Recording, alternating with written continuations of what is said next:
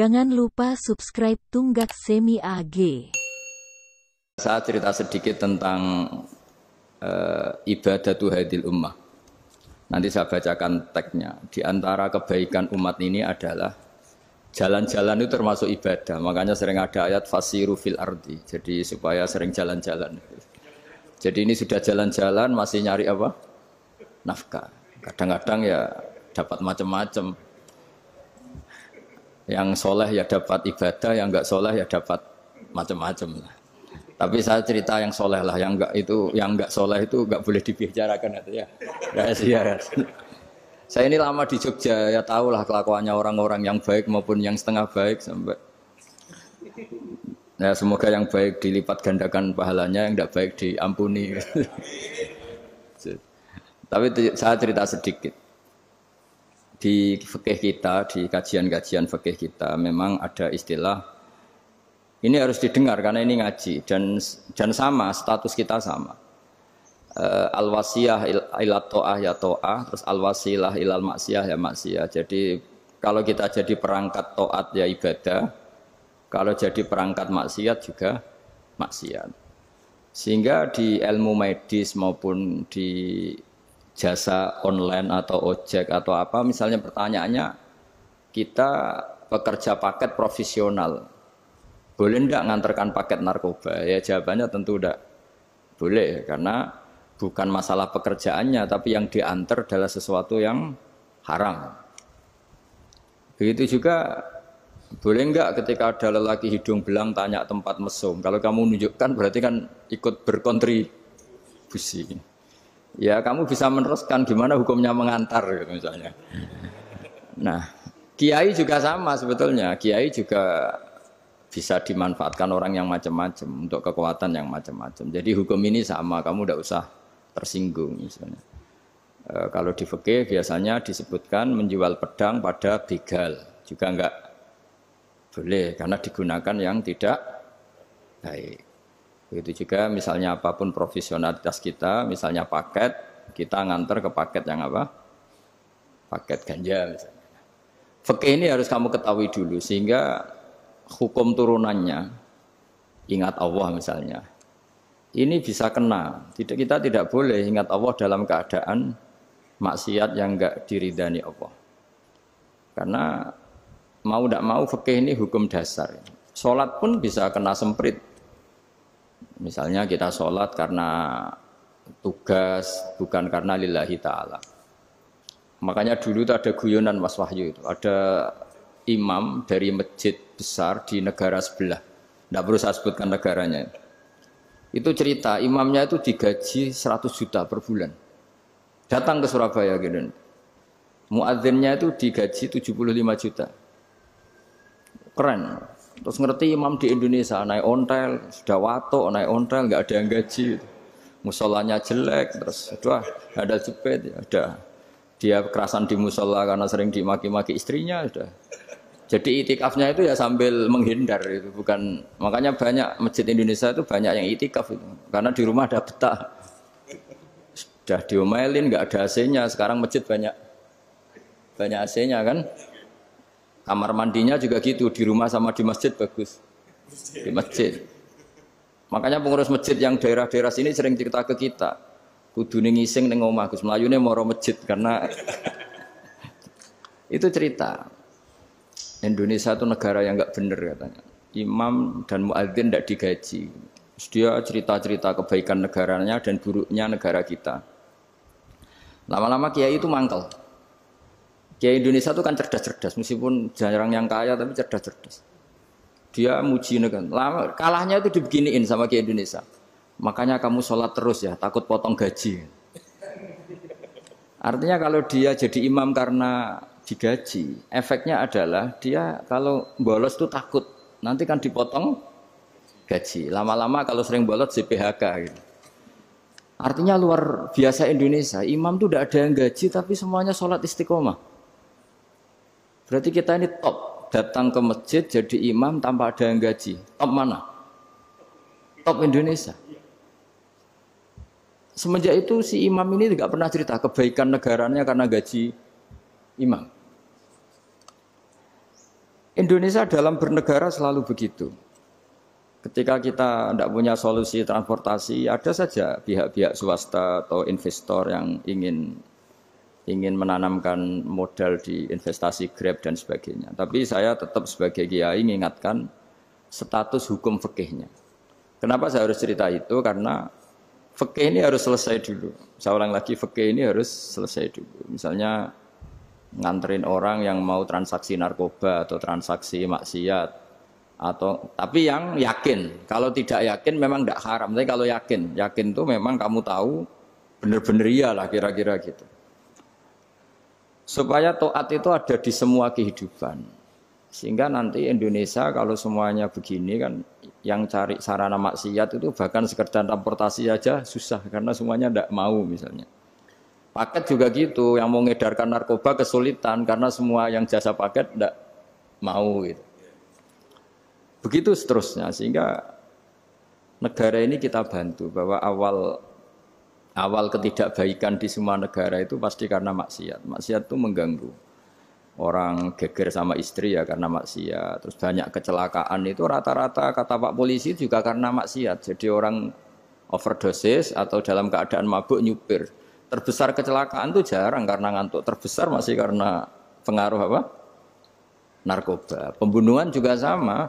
Orang Indonesia itu mudah sekali memaafkan temannya, tetangganya. Tapi kalau sudah efek dari narkoba, bunuh itu jadi mudah itu. Jadi, nah, Anda juga harus fair, jangan. Tapi yang penting saya profesional nganter, gitu. Nggak mau tahu dia latar. Meskipun kita tidak boleh neliti orang, ya nggak boleh tajasus, nggak boleh neliti ini. Tapi yang jelas kamu tahu, yang jelas kamu tahu, ya harus dihindari karena memang di semua profesi pekerjaan itu utamanya kata Rasulullah SAW itu memperhatikan halal haramnya. Tapi ya saya ulang lagi tidak boleh sok suci, tidak boleh tajasus, tidak boleh neliti orang lain. Tapi kalau yang jelas-jelas untuk maksiat maka harus kita hindari. Termasuk masjid sekalipun. Dulu zaman Nabi itu ada masjid namanya Masjid Dirar. Untuk memecah konsentrasi sahabat. Sahabat itu begitu mencintai Nabi, mencintai Rasulullah. Ada orang kafir pinter, orang munafik pinter. Ini Muhammad harus ditandingi. Cara nandingi Muhammad jangan pakai dangdutan, jangan pakai bar, tapi pakai masjid. Karena ini suasananya kesannya bagus. Dibikin masjid tandingan supaya orang tidak ke Muhammad semua, tapi ke masjid ini. Ini pikirannya orang munafik. Artinya jangan kira terus masjid bebas hukum, ya enggak juga. Masjid juga bisa kena semprit karena ini mendirikannya untuk bikin apa? Tandingan, untuk bikin masjid diror, kalau istilahnya Quran masjid diror. Semua sarana kebaikan juga gitu. Yayasan yatim piatu juga kena hukum, pondok juga kena hukum, semuanya kena hukum. Ada orang ingin jadi kiai padahal tidak pernah ngaji, terus bikin pondok. Akhirnya dia dipanggil Pak Yai, anaknya dipanggil Gus, padahal najis saja tidak tahu. Itu kan kasihan umat, akhirnya ada penyelewengan. Jadi semuanya kena hukum. Jadi Anda jangan tersinggung ketika saya cerita fikih untuk para teman-teman yang di Grab, karena memang semuanya kena hukum, bukan? Mesra dengan istri juga kena hukum. Orang terlalu mesra dengan istrinya pasti ibunya terlantar, karena menurut ibu ya nurut ibu gitu. Kalau nurut ibu istrinya yang terlantar. Yang loyal sama teman ya istrinya terlantar. Yang takut istri temannya terlantar. Jadi itu semuanya kena hukum. Tanpa terkecuali. Nah, saya cerita sedikit tentang sholat karena orang-orang Grab ini banyak yang sholat, kemudian harus cepat-cepat. Dulu ketika sahabat punya imam yang lama sekali kalau sholat, sehingga si sahabat yang satu yang petani ini mufarokoh itu memisahkan diri, kemudian imamnya diselip. Itu boleh memang dalam fikih. Kamu niat mufarokoh dulu. Mufarokoh itu niat bahwa kamu memutus hubungan dengan imam, kemudian meneruskan sholat sendiri. Singkat cerita dua orang ini berdebat, Mu'ad sama Ar-Ra'i yang penggembalain. Kamu munafik, sholat kok meninggalkan imam. Terus yang satu bilang kamu keterlaluan, sholatnya lama sekali. Singkat cerita dua orang ini lapor ke Rasulullah SAW. Uniknya Nabi itu membenarkan yang petani tadi. Kamu Mu'ad jadi masalah. Agama ini tidak boleh jadi problem. Kalau kamu ngimami orang jangan lama-lama. Di situ ada ibu-ibu yang ditunggui anaknya yang sedang menyusu, banyak petani yang nunggu macam-macam. Kayak pegawai POM ya ditunggu shift temannya, pegawai Indomaret juga gitu, apalagi Grab mungkin ditunggu penumpangnya macam-macam. Sehingga kebaikannya teman-teman yang kerja serabutan begini juga bergantung kebaikan imam tadi. Kalau sholat itu tidak boleh lama-lama. Apalagi wiridan, sholatnya aja nggak boleh lama-lama, apalagi wiridannya. Nah, kadang-kadang orang ngira kebaikan tuh nggak ada sempritnya, ada juga. Sholat tuh ya disemprit sama Nabi. Kalau terlalu lama juga disalahkan karena nanti agama ini menjadi apa? Problem, menjadi problematika. Nah, termasuk kebaikan kita ketika membolehkan ya atau mentoleransi atau mendukung pekerjaan mulai Grab dan lain-lain adalah agama ini rahmatan lil alamin. Dulu ada seorang sahabat tanya, ya Rasulullah, boleh enggak kita ngegeng di perapatan gitu? Kata Nabi, ya jangan kalau bisa. Tapi kita harus natahaddasannya itu tempat kita jagungan di perapatan, di tempat-tempat umum lagi, di halte, Terus kata Nabi, enggak apa-apa, tapi fa'atut thoriq haqqaha. Kamu harus memberikan hak jalan itu. Apa hak jalan itu? Satu, kamu amar ma'ruf, kalau bisa ya nahi mungkar. Kemudian bikin suasana orang lainnya menjadi aman. Nah ini yang catatan. Kalau hitung saja, yang ikut Grab itu berapa ribu? Nah, ini tuh energi besar kalau di atas 100, berapa? 100 ribu. Hitung ya teman-teman di Grab, 100 ribu. 100 ribu ini kalau soleh semua, atau setengah soleh lah, kalau soleh banget keberatan ya soleh, setengah soleh. Itu ada, ini sudah saya pikir, ada kebaikan yang menyebar di seluruh Nusantara yang berjumlah 100 ribu. Ini luar biasa. Ada kecelakaan dia menolong pertama, ada pemerkosaan menolong pertama, mungkin ada pencurian, ada apa. Maka kata Nabi, kamu kalau harus di jalan, itu kamu berkontribusi amar ma'ruf nahi mungkar. Saya sering ke Jogja karena saya mulai 98 di Jogja. Ya sering di terminal malam-malam. Saya ketika kecil itu sering diceritain orang nggak berani ke terminal ini banyak preman, nggak boleh ke terminal ini karena banyak preman. Ya mulai dari Sumatera, Jawa, hampir seluruh Indonesia. Kalau jam sekian sampai sekian sudah nggak berani karena banyak apa? Preman. Itu uniknya preman-preman itu selain dulu ditangani tentara dan polisi, itu urusan negara ya kali itu dan kita ngapresiasi. Itu hilangnya yang permanen itu bukan saja ditangani ABRI dan polisi, TNI dan polisi, tapi ditangani kultur. Banyak mulai orang soleh, santri dagangan di situ, ada ojek mangkal di situ, supir taksi mangkal di situ. Terus di sini orang-orang soleh yang menghalau ketika ada perempuan digoda atau perempuan dicopet atau apa. Terus lama-lama jadi kultur bahwa kebaikan ini dominan. Setelah kebaikan dominan ini otomatis menyingkir sedikit demi sedikit. Jadi selain negara ini harus melakukan sesuatu yang seharusnya, yaitu menjaga masyarakat dari kriminalitas, sebetulnya yang paling awet dan paling mudah dilakukan itu tadi, kebaikan harus menjadi kultur bersama. Sehingga kalau terminal kemudian ada mbak-mbak jilbaban yang dagang, terus pak-paknya soleh, ada musola yang hidup, ojeknya juga gitu, terus supir taksinya. Lalu kebaikan ini menjadi nilai bersama. Saking jadi nilai bersama, ibu-ibu yang takut atas dirinya, nggak ngojek kecuali Pak ini karena terkenal amanah, nggak naksi kecuali Pak ini karena terkenal amanah. Dan kita Indonesia itu ingin seperti itu, sehingga amanah ini menjadi nilai bersama dan otomatis menjadi keamanan bersama. Corong Jawa itu tego nitipno anake karena dijamin aman, tego nitipkan istrinya juga karena dijamin aman. Nah kalau kebaikan ini juga menjadi satu nilai jual dan kita bisa mengawal secara serius itu alhamdulillah betul. Nah dimulai dari mana? Satu, mental kita takwa.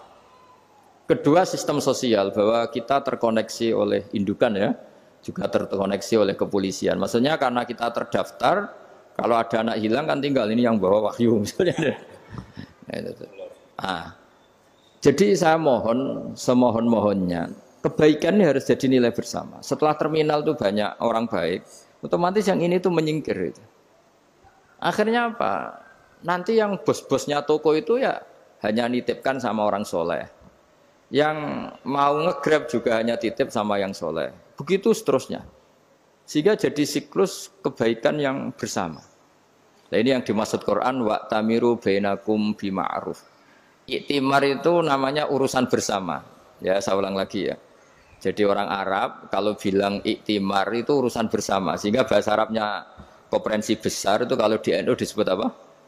Muktamar. Muktamar itu menjadikan urusan publik dirembuk, itu namanya apa? Muktamar. Nah, di antara kebaikan yang diinginkan Islam itu wa tamiru bainakum bima'ruf. Urusan kebaikan ini menjadi urusan apa? Bersama. Ya saya contoh itu kecil saya itu mesti dikandani sama orang-orang tua, jangan di terminal ini sampai jam ini.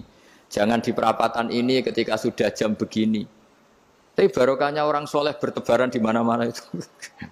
Yang tukang Grab ya di mana-mana, yang penjaga toko ya banyak yang soleh, yang ngojek, yang macam. Sehingga di terminal itu nyari tempat sholat ya gampang, cari tempat duduk ya gampang, nyari orang amanah ya gampang. Bahkan lama-lama yang nggak amanah ini nggak laku. Dan ini yang kita inginkan. Dan ketika nggak laku, akhirnya dia kalau ingin laku harus amanah. Atau ingin laku harus tobat. Nah agama ini urusan bersama. Sehingga Allah mengistilahkan wa'tamiru bainakum bima'ruf. Jadikan kebaikan ini urusan bersama. Sehingga karena ini urusan bersama, ketika kita jadi kiai juga harus, kalau misalnya tadi ada Gojek kok makmum, atau Grab kok makmum, atau supir bis kok makmum, kiainya harus cepat sholatnya. Jangan baca surat Baqarah, nanti diomel-omelin apa penumpangnya. Begitu juga ibu-ibu menyempatkan jamaah, waktunya tidak lama, di rumah sudah ditunggu anaknya yang masih menyusu. Makanya Nabi ngendikan idza amma ahadukum as-sholata falyukhaffif. Kalau kamu jadi imam, sholatnya harus relatif cepat. Fa inna fihim ad-dhaif badal hajat. Di antara makmum itu yang banyak punya urusan. Selain ada yang lemah, ada yang punya banyak urusan. Nah, terus ketiga, masalah kekayaan hati. Kekayaan hati ini penting sekali karena rata-rata teman di Grab itu kan miskin lah. Tapi jangan miskin sampai miskin hati gitu. Bahwa kamu nyari nafkah itu sudah ibadah, berkelana di bumi Allah juga ibadah, menyaksikan macam-macamnya orang itu juga ibadah. Bahkan menambah khazanah ilmu. Di antara warisan ilmu yang kita dapatkan dari Rasulullah SAW, misalnya kamu jalan-jalan, punya kaki dua, punya tangan dua. Gara-gara jalan-jalan sering ngerti orang yang buntung. Alhamdulillah meskipun saya hanya Grab, masih punya kaki utuh. Terus ketemu orang buta ya gitu. Alhamdulillah ladzi afani mimma btalaka bih. Alhamdulillah saya terselamatkan dari seperti itu. Sehingga melihat orang maksiat juga gitu. Saya meskipun gini terselamatkan dari tempat maksiat, sehingga hidup itu tidak nelongso gitu. Ada nilai lebih yang kita punyai. Jadi di antara kebaikan Islam adalah orang disuruh ingat sisi nikmat. Nah, kalau nikmat itu sudah ada semua, kata Imam Ghazali, nikmat hidup. Kata Imam Ghazali, jika enggak ada kenikmatan yang Anda punyai, kamu datang ke kuburan. Disuruh datang ke kuburan. Dan kamu bilang begini, kenikmatan kembali ke dunia adalah kenikmatan yang diinginkan mulai yang mati zaman Nabi Adam sampai kiamat. Jadi kalau Fir'aun yang pernah jadi raja, Namrud, semuanya, bahkan orang-orang soleh sekalipun, kalau kamu tanya keinginan terbaiknya apa?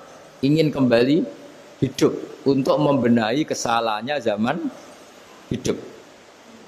Artinya apa? Kehidupan yang kita miliki sekarang adalah kenikmatan yang dirindukan mulai yang mati zaman Nabi Adam sampai kiamat. Maknanya apa? Kita punya kenikmatan yang luar biasa karena kenikmatan yang dirindukan oleh orang yang sudah mati mulai dulu sampai sekarang. Apapun masalah hidup Anda ini punya kenikmatan yang enggak tertandingi, yaitu namanya hidup. Barokahnya hidup itu kita bisa tobat. Setidaknya ingin tobat. Kalau enggak bisa tobat, ingin tobat. Makanya di Indonesia itu banyak nyuwun sewu, banyak maling yang anaknya itu soleh. Karena kalau ngandani anaknya tetap gini, wes le bapak tok sing lakoni kowe ojo. Bapak tok yang alami ini kamu jangan. Banyak di Indonesia orang nggak bisa baca Quran, anaknya hafid. Karena setiap bodoh itu tidak diwariskan. Wes le bapak tok sing bodoh kowe ojo bodoh. Mungkin teman-teman di Grab juga gitu, bapak tok cong sing nasi pengennya kowe ojo. Jadi kebaikan begini itu akan terus-menerus diwariskan. Sehingga banyak orang tidak tamat SD anaknya dosen, nggak tamat SMP anaknya dekan. Karena setiap dari kita itu cita-cita kebaikannya menurun ke anak cucunya, keburukannya berhenti di dia. Cara wong Jawa itu bapak tok sing nglakoni. Nah, di sini saya jelaskan tentang kekayaan rohani. Jadi saya mohon ketika Anda jalan-jalan nganter penumpang itu harus sering muji Allah Subhanahu wa taala. Ya, saya bacakan ayatnya at-taibunal abidunal hamidun. Orang baik itu yang tobat, yang ahli ibadah. Di antara definisinya itu as-saihun, yang sering jalan-jalan. Siyaka itu jalan-jalan. Jadi orang paling bejo sak donya itu sampai harus jalan-jalan ibadah dapat uang. Tapi syaratnya ibadah. Sekali tidak ibadah dapatnya masalah kan. Sering gonjekkan orang cantik terus ingat istrinya tidak cantik. Sering gonjekkan orang yang sopan, yang santun terus ingat andekan ini istri saya di rumah rewel gitu. Jadi kalau kamu tidak taat itu adanya penyesalan. Di lampu merah ada orang naik Ferrari, naik Alphard, sementara kamu di rumah hanya mobil butut, kadang malah tidak punya mobil. Jadi kekayaan rohani itu dimulai dari mana? Dimulai dari taat. Cara berpikir itu taat, bukan maksiat. Sekali Anda cara berpikir maksiat, maka adanya hanya penyesalan. Semakin pengalaman di luar, semakin penyesalan. Karena di luar sana banyak orang yang dapat nikmat yang lebih dari Anda. Tapi sekali Anda taat, kamu akan mensyukuri apa yang Anda miliki dan tidak pernah ingin sama yang dimiliki orang lain. Sehingga orang-orang yang sering pergi itu sama Allah dipuji. Jadi tidak ada nabi kecuali di antara ibadahnya itu jalan-jalan. Fasiru fil ardi. Sehingga semua nabi itu mesti pernah melakukan perjalanan internasional. Rasulullah Muhammad SAW pernah jalan-jalan sampai ke Syam, padahal beliau orang Mekah. Nabi Ibrahim yang orang Syam pernah perjalanan sampai ke Mekah. Karena di antara kearifan itu ya dimulai dari apa? Jalan-jalan tadi. Kamu ngerti orang yang macam-macam. Makanya di antara kebaikan umatku kata Nabi itu siyaha fil ard. Sering berkelana. Tapi tentu untuk mengambil pelajaran. At-taibunal abidunal hamidunas saihun. Nah, agama mensupport itu. Sehingga kata Nabi, jika ada orang kok sholat qobliyah, ba'diyah, semuanya di masjid. Sama Nabi ditegur. La taj'alu buyutakum kuburan. Rumah kamu jangan jadikan kuburan, harus dapat jatah apa? Sholat. Kata ulama, kalau ada orang sering sholat di satu titik, itu ditegur. Kamu harus ganti titik yang lain, supaya saksi bahwa kamu di bumi sholat itu banyak. Jadi kita ya punya nilai positif juga tentang apa? Karena kita sering siyaha, kalau bahasa Arabnya itu sering keluyuran, saksi kita kebaikan juga banyak. Tapi pesan saya yang paling pokok tadi ya, jadikan komunitas kebaikan itu punya nilai jual. Syukur-syukur fid dunya hasanah wa fil akhirati hasanah. Ya kita bersyukurlah di Indonesia itu. Saya masih ingat kecil saya itu, ya sekitar saya umur 15-14 tahun. Setiap mau pergi itu pesannya orang-orang yang sering pergi itu, jangan masuk terminal jam ini, di perapatan ini. Karena yang namanya preman itu dulu dominan. Sekarang sampai jam 2 ada orang pakai jilbab, kadang ya orang pakai peci, yang nggak pakai peci pun ke musola sholat terus. Yes, pokoknya kebaikan itu jadi komunitas dan jadi nilai jual. Bahkan tadi misalnya ibu-ibu yang pergi malam itu kan mesti ada orang-orang yang jadi langganannya karena terkenal apa? Amanah. Yang dititipi anak juga milih orang yang terkenal apa? Amanah. Nah, nilai amanah ini harus kita jaga terus. Supaya kamu ya bisa bekerja, orang lain juga nyaman karena amanah tadi. Allah juga senang karena amanah itu perintahnya Allah Subhanahu wa taala. Dan Indonesia harus menuju ke sana. Pemimpin juga harus gitu. Pemimpin bawaannya amanah, bawaannya apa? Yang memilih dia juga senang karena nggak malu lah. Tapi kalau kita milih ternyata kita pilih tahu-tahu ditangkap KPK kan ya malu gitu. Dulu kita kampanye mati-matian ternyata dia ditangkap KPK. Tapi kalau dia amanah kan ya senang. Sama kalau tukang Grab ketangkep satu karena penodaan atau karena pengkhianatan, yang malu juga semua karena kadang-kadang nanti digeneralisir seakan-akan semuanya seperti itu. Tapi dengan reputasi panjang nggak pernah terjadi apa-apa dalam Grab kan otomatis lainnya juga terangkat. Nah, ini yang dimaksud wa'tamiru bainakum bima'ruf. Jadikan kebaikan itu urusan bersama. Makanya andaikan negara itu sudah mengoptimalkan polisi, TNI untuk meringkus preman, oke itu baik. Tapi ya lebih awet lagi kalau itu ditopang masyarakat. Karena yang nggak amanah terkucilkan, terus akhirnya Grabnya nggak laku, akhirnya dia dipecat, akhirnya kan yang maksiat hilang, yang kriminal hilang, yang ada hanya Grab-Grab yang baik. Begitu juga di dunia apapun. Itu yang dimaksud wa'tamiru bainakum bima'ruf. Jadikan kebaikan ini urusan bersama.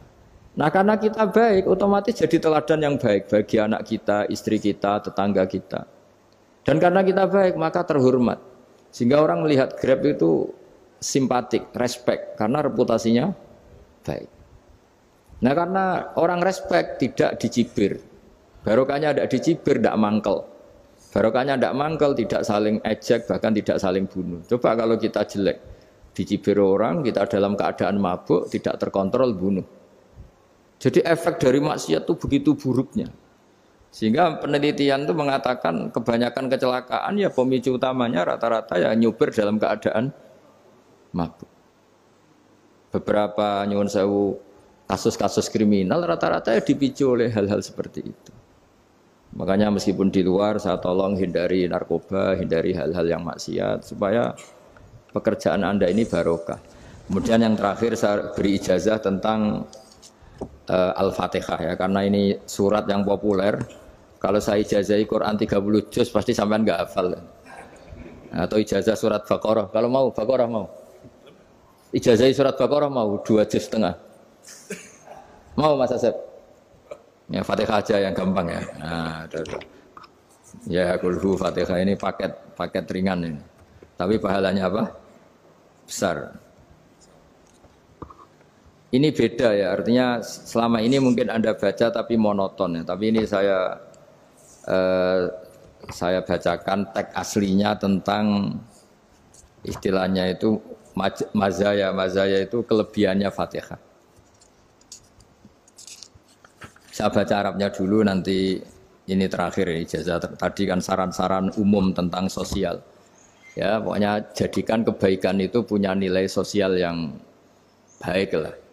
Jadi nanti orang yang nggak amanah nggak laku. Ya, calon bupati, gubernur, presiden yang nggak amanah juga nggak laku. Begitu juga kiai yang tidak amanah juga nggak laku. Suami yang nggak amanah juga nggak laku. Istri yang nggak amanah juga. Sehingga kebaikan ini jadi nilai sosial yang dalam tanda kutip sudah keniscayaan. Yang diinginkan Allah itu seperti itu.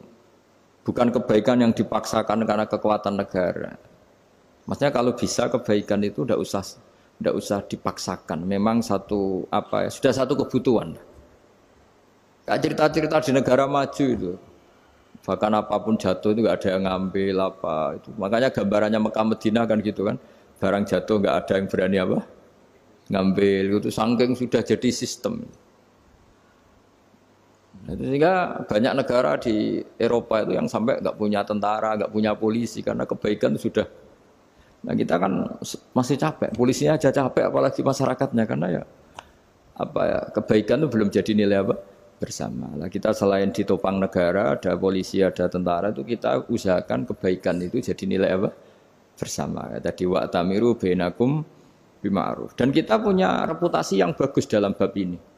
Saya masih ingat kecil saya itu yang jilbaban hanya keluarga kiai. Sekarang rata-rata masyarakat itu jilbaban. Dulu yang sekolah SMP, SMA itu jilbaban kadang dulu malah dilarang ya, harus sama seperti itu seragamnya. Sekarang sudah boleh.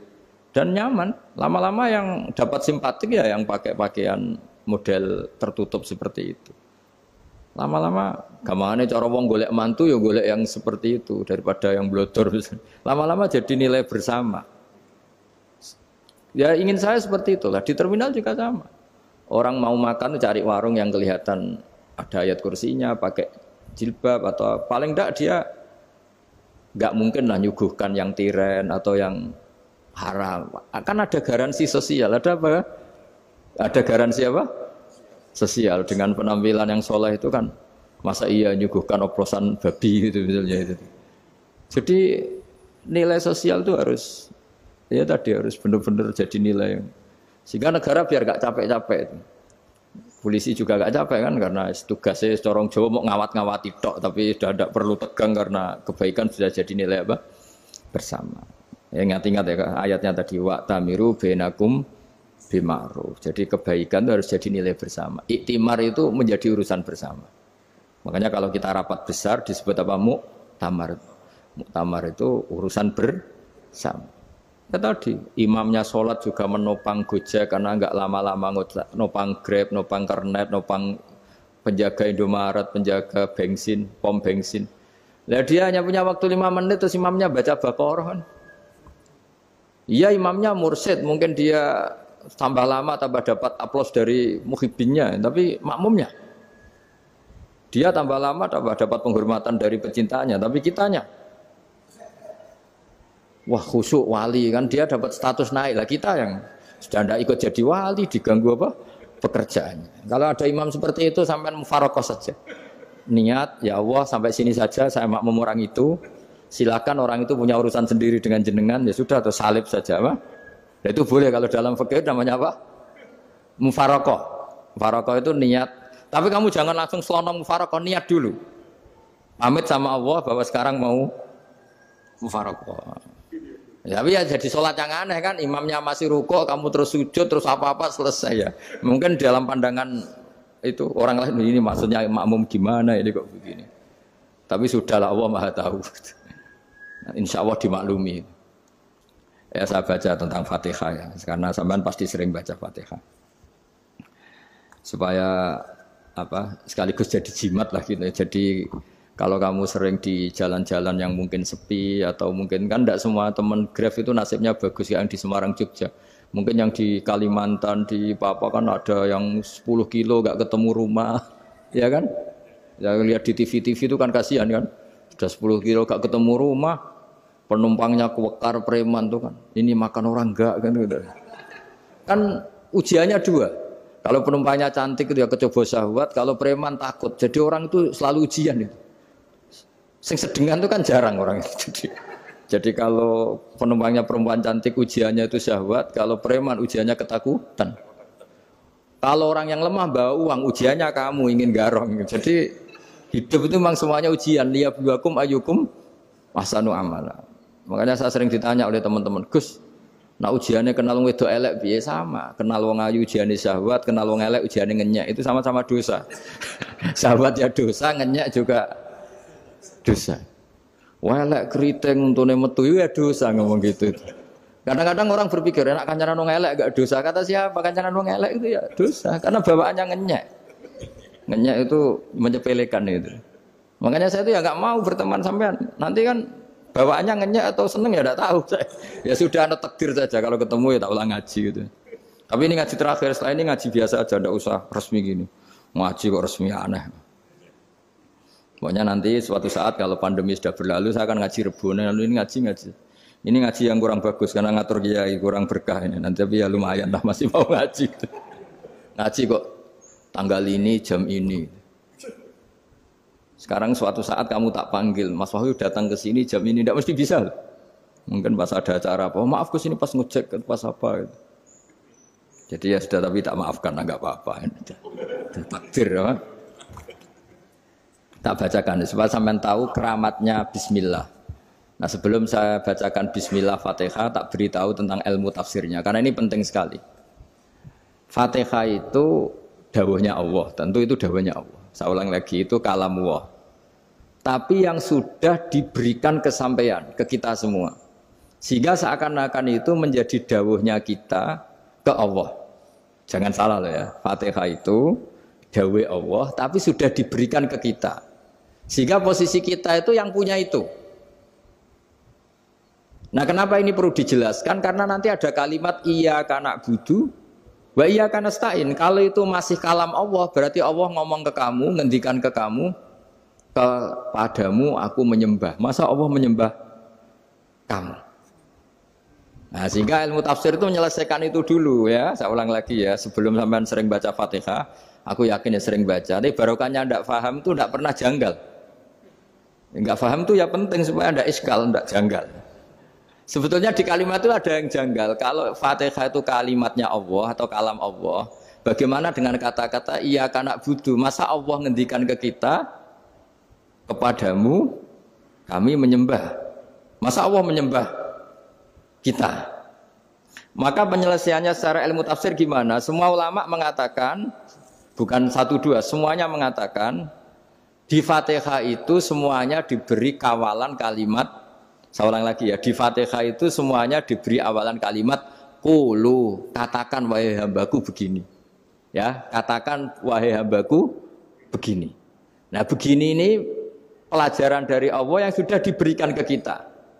Terus kita mengatakan bismillahirrahmanirrahim, alhamdulillahirabbil, termasuk kita mengatakan iyyaka na'budu wa iyyaka nasta'in. Jangan bayangkan Allah ngendikan ke kita. Kalau Allah ngendikan kita berarti gini, hei wahyu, ihdinas siratal mustaqim, tunjukkan saya jalan yang benar. Nah nanti kamu terus, ya Allah, Anda aja minta tolong saya minta tolong siapa kan? Jadi panjang kan? Ya, saya ulang lagi ya. Jadi itu di Ulumul Quran diterangkan gimana? Sebelum baca Fatihah, ya. Fatihah itu kalamullah, ngendikane Allah, tapi yang sudah diajarkan ke kita dan sudah milik kita. Sehingga kalimat itu menjadi milik kita. Tapi ya kalamullah, tetap kalamullah, tapi sudah menjadi milik kita. Sudah paham ya? Ya pinter nah. Ya, karena kalau tanpa penjelasan seperti ini, Anda akan iskal. Bagaimana Allah iskal itu janggal? Bagaimana Allah mengatakan iya anak butuh? Kan jadi aneh ya?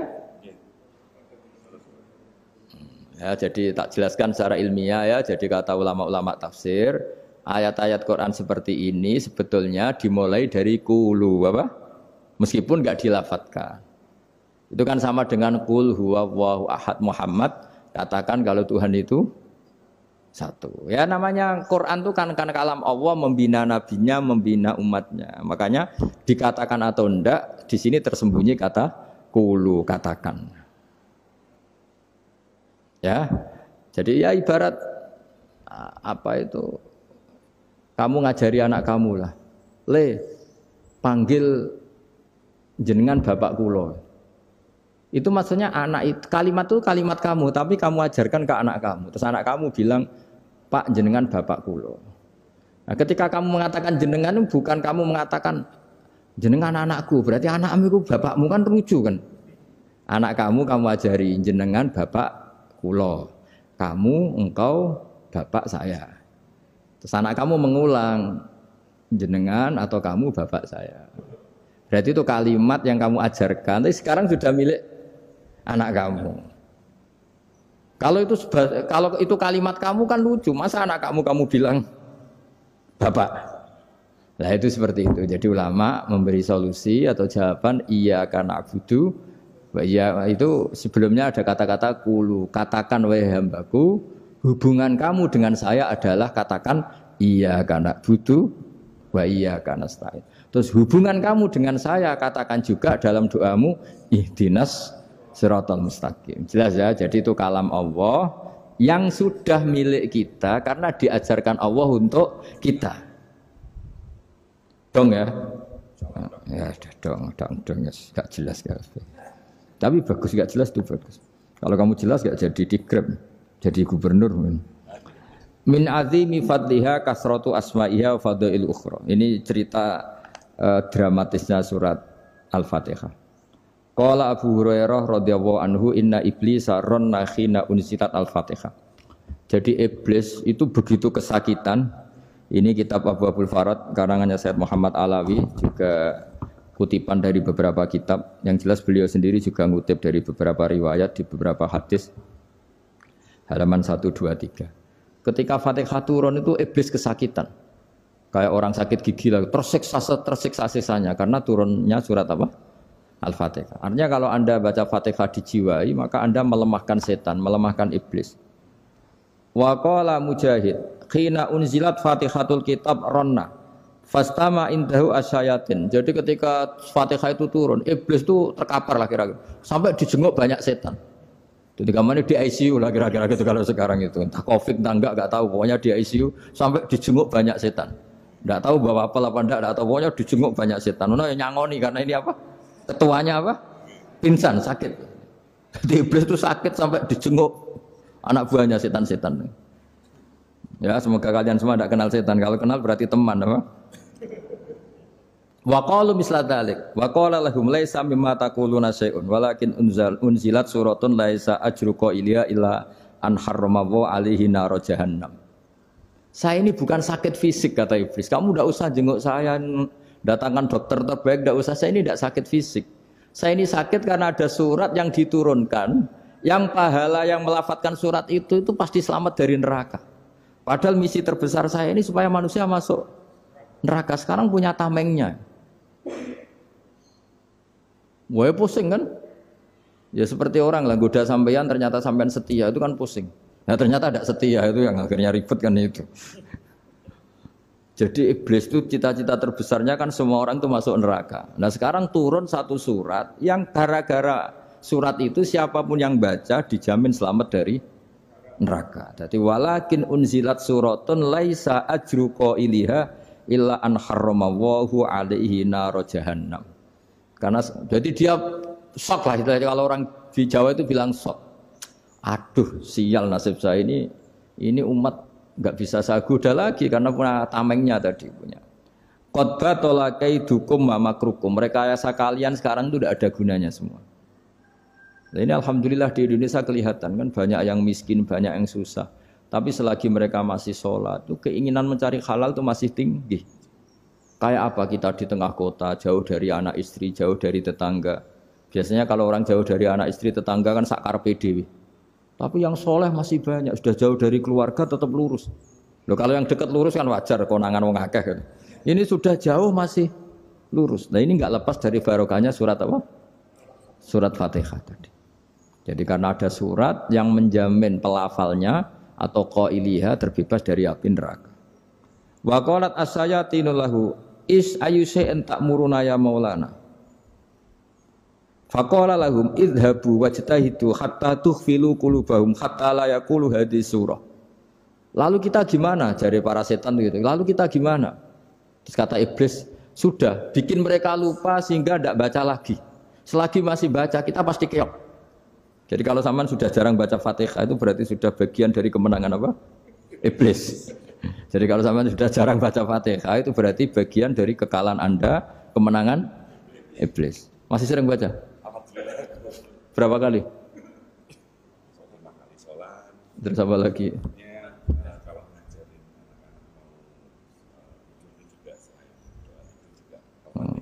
Kok 5 kali tok itu? Berarti pas salat fardu tok itu. Enggak 5 kali itu mendingan itu 17. Kamu itu ngitungnya jangan 5 ini. 5 waktu itu berarti lumayan kan? Berapa? 17 ya? Iya. 17 ya? Ya. 17. Tapi kalau makmum tuh sering separuh kan? Apalagi makmum tarawih. Ya kan? Makmum tarawih itu bacanya Fatihah ada yang sempurna enggak ya? Ya enggak lah. Baru alhamdulillah rabbil alamin mampu ruko ikut ruko ini gitu. Makmum kan yang tarawih lah Mas. Kalau tarawih jarang sempurna ya. Fatihahnya itu. Kan imam sudah ruko.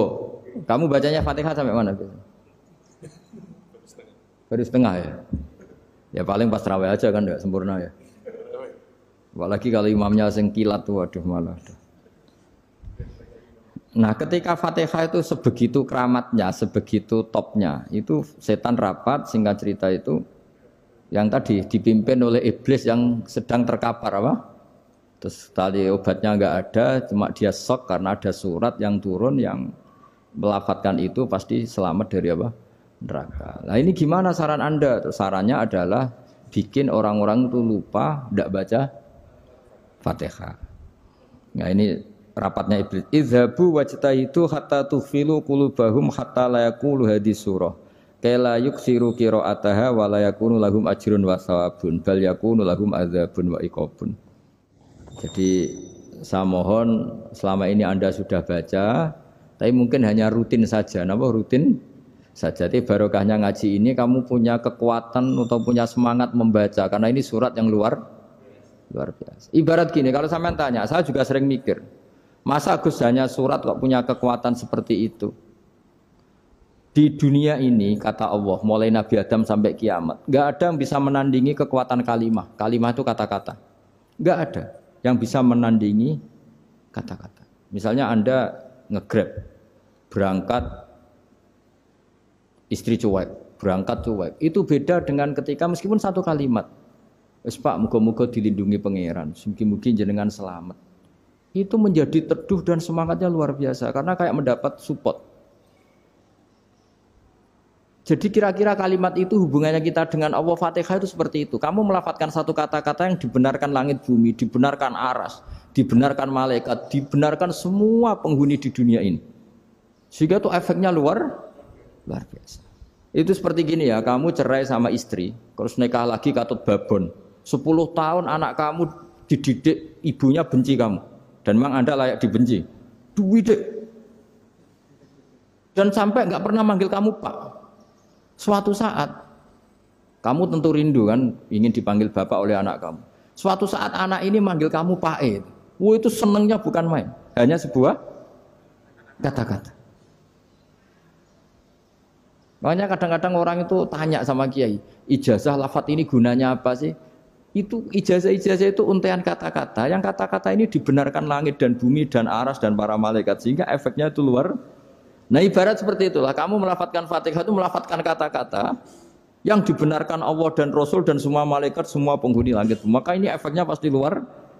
Nah di sini lah orang-orang dulu itu tahu keramatnya itu, sehingga ketika melawan Belanda, melawan Jepang dulu itu kalimat-kalimat itu menjadi mantra yang luar biasa. Doa yang luar biasa. Tapi di era modern karena orang sudah tidak ngerti itu, dianggap itu mantra, jimat, khurafat, bid'ah, waduh ribet meneh. Sebetulnya tidak seperti itu. Memang kata-kata ini kekuatannya luar biasa. Sama kesakitan hati kamu juga karena itu. Wis ngojek wangilan. Lha Pak di bojo kok kowe gagahe tok kere. Wah, iku seling terus. Padahal kalimat itu kan tidak melukai secara fisik, tapi apa kerjanya sesuk saras-sarasen. Karena terus dengan pengadilan seperti itu kan, ngapain kerja demi perempuan yang seperti ini? Lagi-lagi kata-kata ini luar. Nah bayangkan kalau kata-kata itu adalah kalimat yang diajarkan Allah lewat Rasulnya, lewat malaikat Jibril. Kayak apa kekuatannya itu? Nah, kira-kira Fatihah itu gitu. Kalimat yang baik, kalimatan thayyibah diajarkan oleh Allah dan Rasul. Kayak apa kira-kira kekuatannya? Pasti luar biasa. Wong support yang dikatakan istri kita, anak kita aja luar biasa. Apalagi ini support yang diajarkan Allah dan Rasul. Ya makanya saya mohon kalau baca Fatihah, baca kalimat-kalimat thayyibah ketika sholat itu dijiwai. Ya misalnya Rabbana lakal hamdu mil'us samawati wa mil'ul ardi wa mil'u ma syi'ta min syai'im. Engkau zat yang layak dipuji dan pujian ini memenuhi langit dan bumi. Karena kita tahu nggak ada sejengkal di alam raya ini kecuali di situ ada rahmat Allah. Misalnya kamu bisa lewat sampai rumah saya, kamu mungkin anggap biasa saja. Coba kalau ngalami likuifaksi, tahu-tahu bumi ini ambles, bisa ngelewati yang likuifaksi itu luar. Tanyakan orang pernah ngalami likuifaksi di Sulawesi, itu melihat bumi bisa diinjak gak ambles itu, wah luar. Dan sampean gak ngalami itu sehingga lewat bumi ya biasa aja. Coba kalau ngalami seperti tidur, ya biasa aja. Coba kalau ada gempa, bahwa bumi tenang ini sudah nikmat yang luar biasa. Masa kamu ngakui nikmat nunggu digituin? Ya kan? Nah, makanya baca Fatihah dijiwai lah bahwa ini kalimat yang luar biasa. Nah, saya teruskan ya. Warwa Muslimun fi sahihihi an Ibnu Abbas radhiyallahu anhuma annahu qala bainama Jibril alaihi salam qaidun dan Nabi sami anaqidan min fawqih farafa'a ra'sahu faqala hadza babun minas sama futihal yawma lam yuftaqadu ilal yaum fanazala minhu malakun faqala hadza malakun nazza ilal ardi walam yanzil qattu illal yauma fasallim waqal absyir binuraini qad uti tahuma lam yu'tahuma nabiyyun qablak Fatihatul kitab wa khawatimu suratil baqarah. Jadi suatu saat Jibril ini jagongan kira-kira gitu sama Rasulullah. Tahu-tahu langit itu gemuruh. Langit gemuruh kata Jibril terus semuanya ngangkat kepala ke langit. Ini pintu langit baru ini dibuka. Yang sebelumnya tidak pernah dibuka seperti ini. Turunlah malaikat. Yang malaikat ini pun malaikat spesialnya enggak malaikat murahan lah kira-kira gitu. Yang enggak pernah turun ke bumi kecuali juga saat itu. Dengan penyambutan yang luar biasa dengan semuanya tidak pernah terjadi. Hanya karena bahas surat Fatihah. Jadi ini surat yang luar biasa, pengawalannya lewat malaikat yang spesial, gak pernah turun di bumi kecuali saat itu. Penyambutannya juga gak pernah seperti itu, baru seperti itu. Jadi semuanya itu spesial. Nah, kenapa ini spesial? Karena di situ ada isi puja-puji kepada Allah Subhanahu wa Ta'ala. Ada ikrar kita, alhamdulillah rabbil alamin, ar-rahmanir rahim. Ikrar ini penting. Kalau contoh paling gampang gitulah. Kamu punya istri selama ini cerewet terus. Suatu saat ngomong, Pak, tak angen-angen rawono wong lanang kayak sampeyan. Wah, itu langsung tidak ada lelaki sebaik engkau. Itu sama senengnya, masya Allah. Karena ada ikrar dari seorang istri ke kamu. Nah, bayangkan kalau ikrar kita sebagai hamba diakui oleh Allah Subhanahu, maka ikrar ini akan dicatat sebagai kebaikan kita yang kita panen nanti di akhirat. Karena ada ikrar.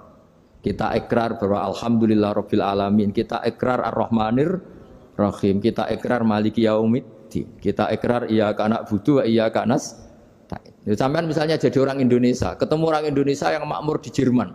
Terus lupa Indonesia. Kamu orang Indonesia? Enggak, saya enggak orang Indonesia. Mangkel gak kira-kira? Mangkel. Karena salah ikrar kan gitu.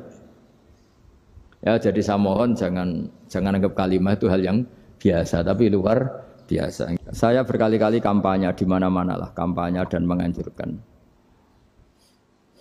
Di antara catatan dalam Suhufi Ibrahim wa Musa kan ada kan di Quran itu yang dinamakan lampiran-lampiran wasiatnya Nabi Ibrahim dan Nabi apa? Musa. Itu di antara catatannya begini. Orang yang punya akal itu adalah orang yang bisa menikmati sesuatu yang baik. Misalnya gini, contoh gampang gini.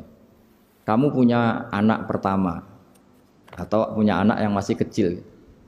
Itu gendong tuh senangnya bukan main. Melihat anak sehat tuh senangnya bukan main. Mungkin saat itu banyak orang yang sedang maksiat dengan perempuan nakal atau dengan teman-teman nakalnya. Yang nganggap seperti itu tidak nikmat. Tapi andekan ini ditimbang ya ditimbang. Yang maksiat betulan, misalnya paling ukuran bahagianya itu 70%. Tapi yang ini, yang nimang anak baru lahir atau masih kecil, corong Jawa ngeloni anak, bisa saja bahagianya itu sampai 100%.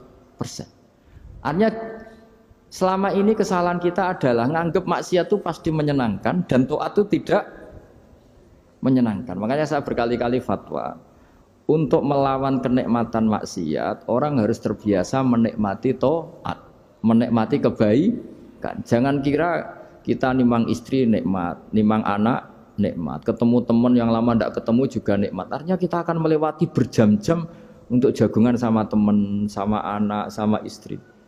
Dan itu harus kamu nikmati. Supaya mengganti tidak berkebutuhan nikmat yang lewat jalur maksiat. Jadi saya mohon sarana-sarana yang menyenangkan itu, yang taat itu kita maksimalkan. Makanya bapak saya itu sering pesen, kowe nak ngaji sing guyon, sing seneng. Nganti wong maksiat itu karena cari kesenangan. Coba kalau kesenangan itu sudah didapatkan saat taat, maka tidak butuh lagi kesenangan yang berbentuk maksiat. Makanya orang-orang wali dulu kalau sudah sholat itu gak bisa berhenti karena merasa nikmat. Makanya Nabi pernah ngendikan wa qurratu aini fi sholat, nyaman saya itu kalau sedang sholat. Itu tadi. Bayangkan kalau besok itu pasti mati. Makanya latihannya harus gitu. Bayangkan besok itu pasti mati. Berarti itu hari terakhir kamu. Ya, hari dengan merasa hari terakhir itu kalau kamu maksiat kan malu. Waduh, saya mati pas. Makanya sholli sholata muwaddiin. Kamu sholat seakan-akan itu sholat terakhir. Dan bayangkan akhirat itu wa'mal li akhiratika ka'annaka tamutu, dan bayangkan akhirat itu besok kamu mati. Sehingga ketemu istri ya seneng karena ini pertemuan terakhir, ketemu anak ya seneng ini pertemuan terakhir. Salat juga tenanan karena ini salat terakhir. Sehingga kalau mau maksiat tuh takut, jangan-jangan ini kehidupan saya terakhir kok tak pakai. seperti ini. Nah, jadi di antara resepnya itu apa tadi? Nganggep ya ibadah itu menyenangkan. Nah, gitu. Terus pinter. Oke, satu pertanyaan lagi Gus. Ini ada pertanyaan dari teman-teman mitra driver Grab. Saat mengantarkan barang tiba-tiba azan waktu sholat, ya Gus. Lalu kita sebagai driver harus sholat dulu atau menyelesaikan orderan dulu karena itu juga amanah kan orderannya itu. Mungkin nganter barang atau mungkin nganterin penumpang. Mengingat barang tersebut sudah ditunggu pemiliknya dan penumpang tersebut juga sudah ada janji yang lain, pokoknya gitu. Nyuwun pencerahannya Gus gitu. Begini ya, ini kan fikih sosial ya. Saya jawab, ini memang harus pakai fikih, nggak pakai rasa. Saya ulang lagi, pakai fikih, nggak pakai rasa. Waktu sholat itu kan banyak ya, diantaranya maghrib dan isya, duhur dan asar, terus subuh sendiri. Ya, ben sampean belajar fikih, orang belajar tasawuf ya. Nah, kalau subuh itu tidak ada toleransinya kalau waktunya sudah tinggal 10 menit karena tidak ada jamak. Ya, tidak ada apa? Jamak. Sehingga misalnya kalau kamu ngojek waktu tinggal 10 menit ya harus sholat. Tapi kalau sekedar dengar azan ya, ini penanyanya kayaknya itu teman kamu, jadi fikihnya kayak kamu, gak jelas. Azan itu kan bukan akhir waktu sholat. Azan itu bukan akhir waktu sholat, tapi awal sholat. Itu udah harus supir Grab, udah harus supir Gojek. Meskipun kamu makan ada azan ya teruskan saja, kan udah akhir waktu sholat. Anda menerima tamu, gendong anak, atau sedang nyupir, atau sedang bercengkrama sama teman. Kalau ada azan ya nggak apa-apa, misalnya diteruskan. Kan bukan akhir waktu sholat. Yang benar-benar harus ditinggalkan itu kalau waktu sholat misalnya tinggal 7 menit. Atau tinggal 8 menit. Waktu yang mau tidak mau kamu harus tasarrufkan, kamu peruntukkan injury time gitu sih. Injury time. Nah, gitu aja kok gak tahu ya. Nah, lalu misalnya, kalau pertanyaan tadi mestinya kelasnya itu kelas afdoliyah. Utamanya gimana? Kalau wajibnya belum ada karena kan waktunya masih panjang. Jadi pertanyaannya bukan wajibnya tapi sebaiknya karena ini semuanya belum mendesak kan? Andai kan kamu teruskan nganter barang kan tidak ada jaminan waktunya habis. Padahal kalau kamu memaksa sholat, mungkin citra kamu sebagai supir Grab tidak baik karena dianggap mengabaikan konsumen. Nah, terus kedua menyangkut jarak. Oke, seperti itu. Nah, sekarang kalau pertanyaannya dibalik, makanya yang dibalik ini agak ribet. Waktu sholat tinggal 8 menit. Ada konsumen yang minta diantarkan saat itu dan acaranya ke mall happy-happy, maka fatwa kita sebagai ahli fikih ya tantang saja, saya mau sholat dulu, kalau enggak sabar ya silakan cari yang lain kalau acaranya ke mall. Tapi kalau acaranya kelahiran atau transfusi darah atau mau nganterin darah ke pasien yang sudah koma, maka kita langsung, karena ibadah sosial itu didahulukan mengalahkan ibadah yang haknya Allah, karena Allah itu zat yang tidak butuh ibadah kalian. Tapi kalau pasien ini kalau enggak nang kesampaian darahnya mati misalnya, jadi kamarnya Allah luwih apian lah gitu. Makanya masyhur kalau dalam fikih hak Allah sama hak adami ini dimenangkan hak adami, tapi bukan karena Allah kita kalahkan. Allah tidak butuh itu semua. Jadi dikalahkan tapi bukan karena kalah, justru karena tidak butuh. Ya ibarat gini lah, Allah itu saking baiknya. Baiknya Allah kan pasti di atas orang tua kita. Itu pasti ulang lagi. Baiknya Allah pasti di atas orang tua kita. Orang tua kita saja baik, apalagi Allah. Misalnya orang tua kamu butuh uang 5.000. Adik kamu butuh uang 5.000. Adik kamu yang kecil atau ya. Kira-kira orang tua kamu itu nyuruh dikasihkan beliau apa ke adik kamu? Kira-kira saja. Ke adik kamu. Nah Allah itu saking baiknya. Hal yang terkait Allah, misalnya tadi sholat tepat waktu sama ibadah sosial itu disuruh ibadah sosial karena ini kalau enggak kesampaian transfusi darahnya atau apalah atau kamu dokter yang harus mengurus operasi waktunya tinggal 5 menit kamu harus ngoperasi pasien dulu karena Allah bisa menerima sholat kamu. Nah tak terangkan lagi ini fikih terus. Lalu sholat yang apa? Kalau sholat itu antara maghrib dan isya dan nanti yang terlambat itu maghrib, kita ngikuti ulama yang mengatakan jika ada darurat maka maghrib dan isya boleh dijamak meskipun tidak atas nama pergi. Kan jarak kamu kan tidak jarak masafatu qasrin. Artinya apa? Misalnya saya dokter, harus operasi, waktu saya tinggal 8 menit mau maghrib, ternyata harus ada operasi. Kalau saya nggak nangani, mati. Saya harus operasi. Dan nanti waktu saya maghrib habis itu tidak harus dikatakan qadha atau yang mengeluarkan maghrib dari waktunya. Bisa saja menurut ulama dianggap boleh dijamak takhir dengan isya. Karena kondisinya masih waktu jam'in. Begitu juga zuhur dengan asar. Tapi kalau waktunya itu asar, tinggal 8 menit, kemudian harus ada operasi. Ya kita operasi, waktu asar kita mundur sampai maghrib, namanya qadha yang dimaafkan Allah. Ya namanya tetap qadha karena asar gak bisa dijamak dengan maghrib. Jadi ini fikih ya. Jadi jawabnya harus jelimet. Jadi saya ulang lagi ya. Tadi kan pertanyaannya dengar adzan. Kalau adzan kan waktunya masih panjang. Apalagi misalnya maghrib kan waktunya kan taruh saja ada waktu seperempat jam. Ternyata andekan kamu antar hanya butuh waktu 7 menit. Kan nggak ngefek sama sekali. Saya nyanda. Nyanda. Kalau ada driver dapat orderan food, nganterin makanan, tapi makanannya non halal. Niku fakihipun pripun. Nah, makanya itu tadi. Kamu tahu betul kalau itu non halal loh? Kalau itu sudah tahu pasti non halal. Ya, daging Tyrannosaurus, nonton mungkin. Ya makanya tadi itu memang PR kita di semua profesi. Saya ulang lagi itu PR kita di semua profesi. Jadi ya itu makanya pentingnya istighfar tuh di situ tuh sudah kita sebagai ulama menghalalkan tidak mungkin, mengharamkan kamu juga demo ini pekerjaan Gus. Tapi yang jelas itu tidak bisa dihindari. Ya sama lah seperti orang di bis itu. Kadang-kadang kan didoain semoga semua penumpang hasil ke tempat masing-masing dan kalau ada copet berarti kan doain copet juga hasil tujuannya. Jadi di semua profesi itu resikonya. Makanya tadi saya bicara tentang fikih. Kaidah umumnya menolong maksiat itu ya bagian dari maksiat, menolong taat itu bagian dari taat. Mau tidak mau harus ada hukumnya. Setidaknya barokahnya tahu hukum. Kalau kita salah belum istighfar gitu. Sudah salah nggak merasa salah itu. Jadi barokahnya tahu hukum itu paling tidak kan kita ya istighfar lah. Kan ya tadi seperti paket misalnya kan ada saja orang paket yang jelas-jelas barangnya itu haram. Tapi atas nama profesionalitas kan mungkin tetap dikirimkan. Tapi barokahnya ngerti hukum, dia istighfar. Nah, tapi karena kalau kita menyarankan sudah ada usah pekerjaan yang lain banyak nanti kan rai-rai potongan tawakal dikandani ngono kan ya repot deh. Nah, kalau kita kiai Gus, gak apa-apa, rezeki pangeran sugih.